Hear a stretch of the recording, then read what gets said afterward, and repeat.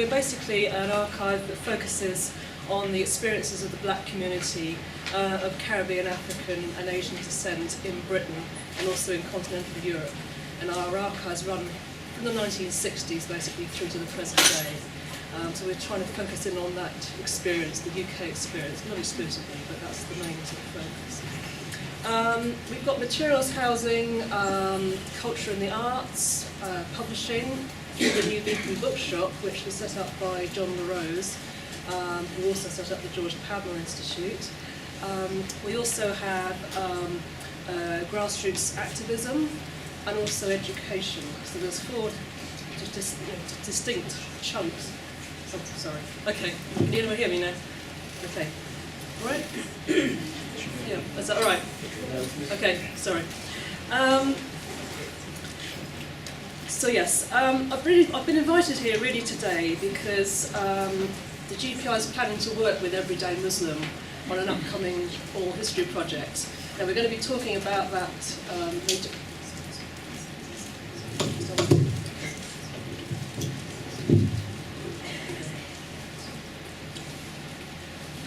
Is that better? Yeah. Okay. Sorry about that.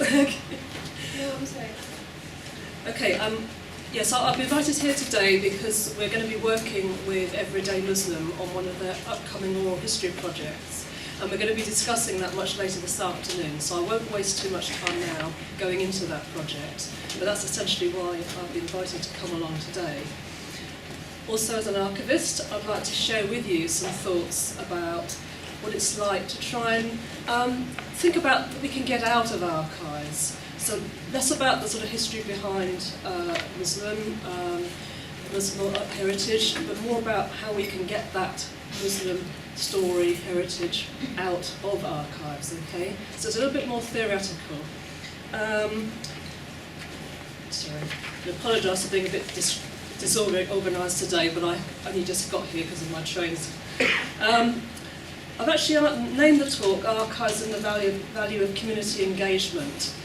Specifically, I want to explore the extent to which the community helps or hinders the interpretation of archives, adds value to archives, and whether archives in turn can maximise the power and voice of the community in whatever form.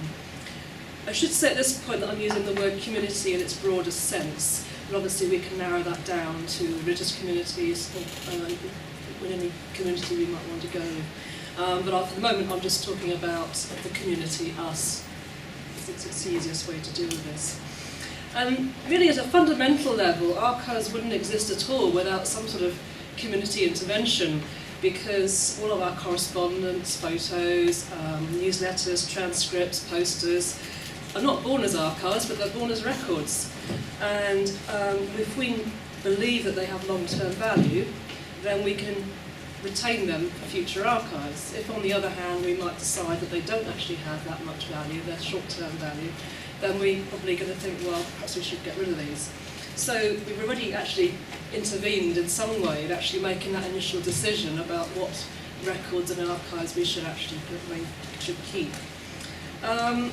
So what actually can we learn from existing archives that may actually influence our decision as to whether we should keep them or whether we should throw them away?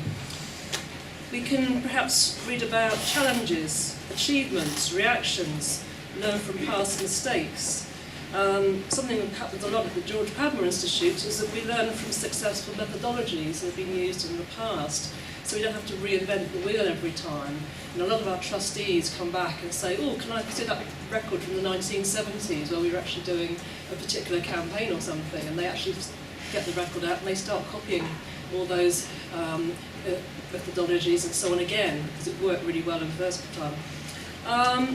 It can also be really invaluable, I think, to point to records that demonstrate our strengths and credibility, especially where inaccurate and often negative portrayals might come out, which could obviously lead to marginalisation over time.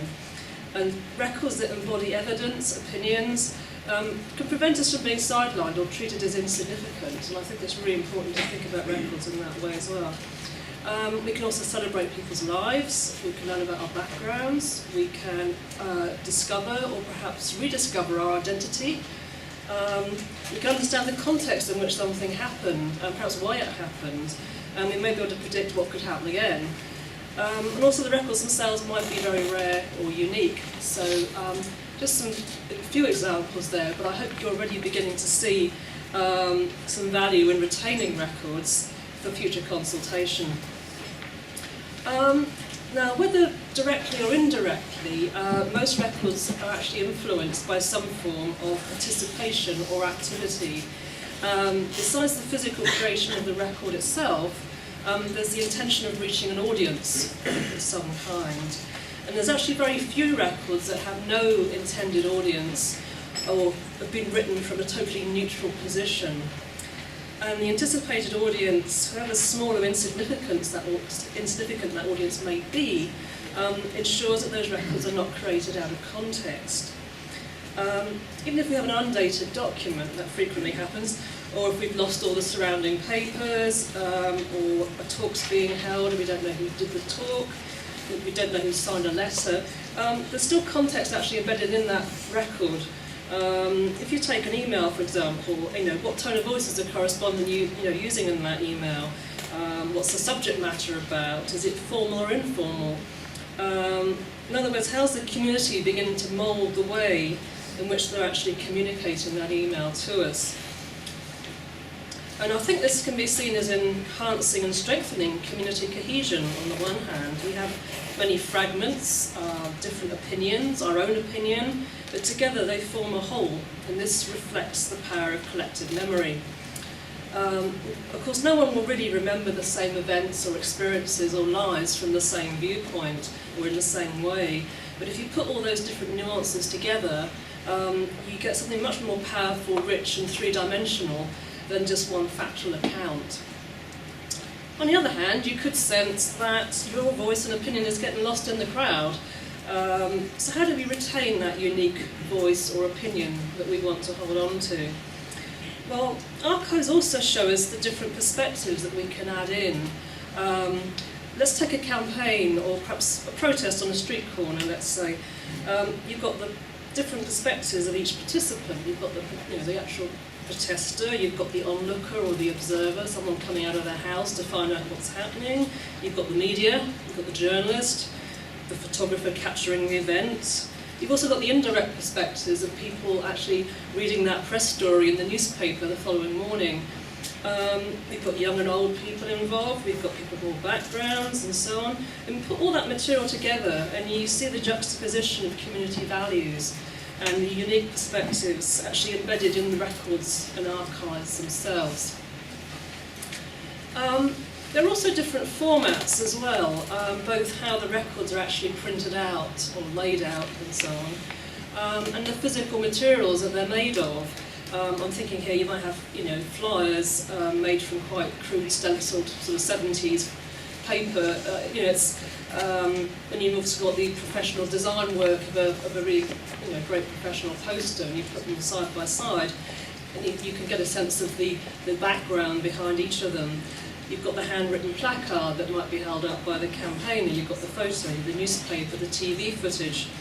And all this helps to retain a certain dimension, a unique dimension within the crowd and the community. If we look at voices embedded in records, each voice will carry its own perspective and its own bias. And it's interesting that when oral history first got going, there was actually scepticism that the recordings would actually be very useful for research, because you couldn't really record the interview without a certain degree of bias on the part of the interviewer, sort of steering the conversation in a certain direction. But really, that's no different from any other archive or record out there, because whether it's written or filmed or verbal, authors and correspondents and so on are going to be. They're rarely going to be anything. They're not going to be 100% neutral in how they approach the task. They're always going to be influenced by something as they go through it. So I think that argument about oral history is beginning to, well, certainly by now anyway, has dropped off completely. And actually oral history can bring us great benefits. We can explore the value of archives themselves in prompting memories in the interviewee. We could bring along a photograph or a historic scene of an individual, or and get them talking about something that they might remember. And interviews themselves can often lead to the finding of new sources of information. Perhaps that interviewee has got some family archives that they or some photographs that haven't been seen before. And it's great to actually find this rich source of information that's not actually obtainable necessarily elsewhere. Thinking about technology, that's also made oral history and other projects easier to carry out.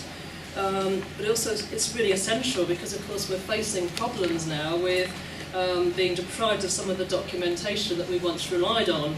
I could do an entire talk now on the pros and cons of digital technologies and Snapchat and all the rest of it as to whether we're actually going to have any archives in the future, but I think I might leave that for another day. But the main thing is that we have to have to adapt to and work with the challenges that are facing us, both in archives and in our lives.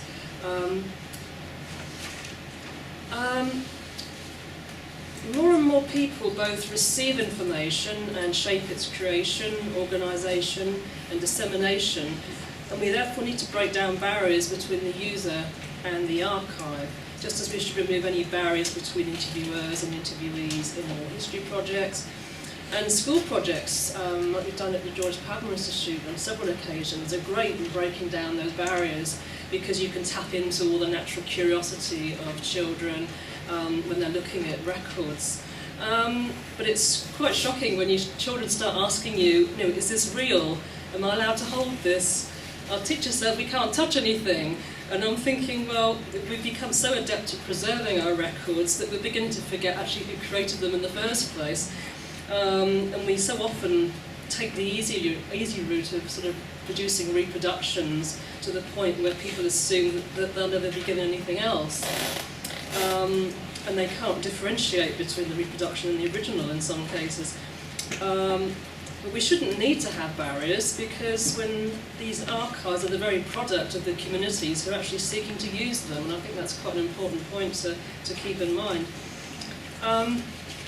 So just to sum up, really, records and archives are cultural artefacts and therefore reflect directly or indirectly the cultures, communities and individuals that create them. But there are additional dimensions and levels within archives which allow the lone voice in the crowd not only to be heard, but amplified by the presence of the surrounding community. So next time you study a photograph or handle a newsletter, think about the added value and dimensions there. Don't dismiss a handwritten poster because it seems ephemeral, because it's, something that's scruffy. It may actually demonstrate speed and momentum from a campaign or something where they didn't have time to print it up. Look in detail at the perspective from which a photograph's been taken. It may actually give you some added information there. And notice how you've been captured by a carefully chosen slogan or the emotion in a letter.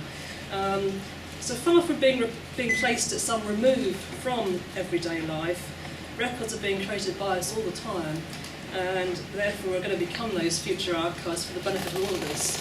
So do make sure that you look twice at something before you think about putting it in the dustbin. Okay, I'm going to stop at that point because I think my time's up. But has anyone got any questions there?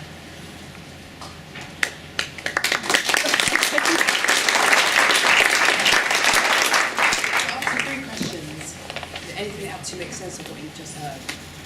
So, yeah. It's not really a question. I think there's an issue that should be raised. I know the George Padmore Institute is also upstairs to New Beacon Bookshop. Yes, that's right, yeah. And I don't know if you can say a few words about it, because I know it's going through some difficulties right now. And Sure. For people to understand the history. Sure. Yes, sure, no, certainly. I mean, the New Beacon Bookshop itself was set up in the early 1960s by John LaRose, who came from Trinidad. And being out in Trinidad under colonial rule and so on, I mean, he felt very oppressed by the lack of information that he could find, and the sort of deliberate sort of smothering, I guess, of people trying to find out about their backgrounds. And the first thing he wanted to do when he came to the UK in the early 60s to actually set up a bookshop so that he could tell people about, sell people, publish, sell people books about Black history, about their backgrounds. So people, in some cases, were really trying to find their own identity again. And the bookshop's still going. You may have heard recently that the shop was actually getting to the point where it was going to have to reorganise and almost close down. But we've had a terrific response recently from the public who are trying to keep the shop going, and we've actually set up a crowdfunding campaign to try and keep the shop going for longer. In 1991, the New Beacon and John actually set up the George Padmore Institute, and the Institute really embodies and holds the records from John LaRose and a number of his colleagues and comrades from the 60s onwards. And we've got records from, things like the Black Parents movement. I don't know if you've heard of that. Parents coming together to fight the arrest of juveniles after sus laws in the mid-70s. We've also got the early Black education movement records, which look at the poor education, non-existent education given to Black children, particularly in local schools in Haringey, but also across London and indeed nationally as well. And that leads to the setting up of the Black supplementary school movement.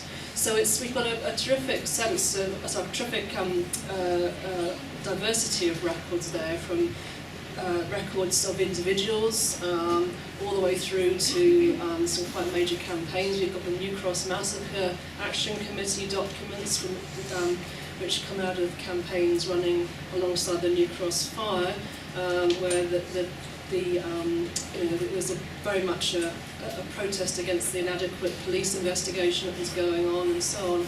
And that leads to the Black People's Day of Action movement in London, where you've got 20,000 people being mobilised to come through the streets of London in protest. And it's just a terrific material there. So yes, that's a very short history, but you can get the sense we're a very organic archive in the sense it's all come from within. So we're very much working from the inside and then looking outwards, whereas some other archives might start with collections given to them from the outside, and then that's more looking inwards. So I think we often say we're an archive for the community rather than a community archive, which we're sometimes defined as. So yes, that's basically what we're trying to do. And yes, we're doing loads of outreach where we can. And yeah. Okay. No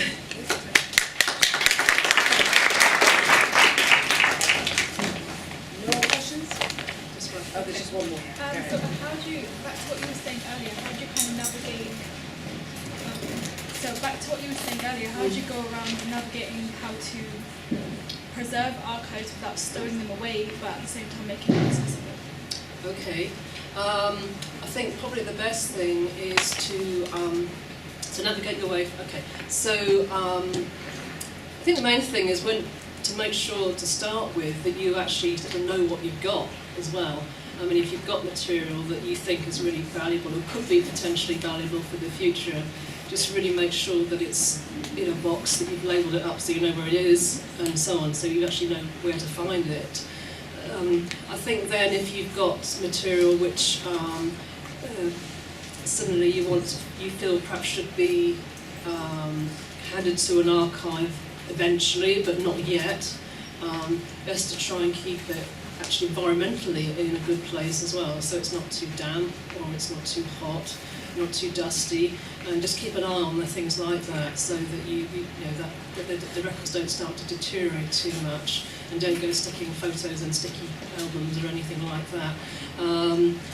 I think if you get to the point where you feel that they should go to an archive, the record office and so on, then we are very happy to talk to people about the records that they hold. I mean, we as in a profession, so that we can discuss with you material that you feel perhaps should be passed over to the community. It doesn't necessarily mean that you have to give it away and never see it again either. You can have it. You can loan it to a record office. You may be able to come and help process it in some way. If you've got after all, if you know what the records are, you're going to know more about it than I do. So it's often we try and get people that know the records to actually come and help with the processing of those records.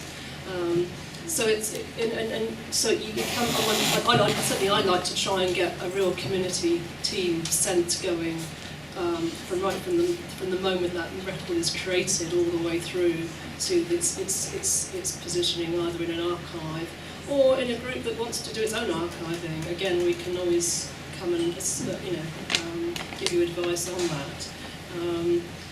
But yeah, there's certainly quite a don't feel that you have to be a professional archivist to be able to look after your own records. It's certainly, it's not rocket science by any means. And remember, there will be a chance to talk more about what this entails in the later session. Yeah. So, thank you very much.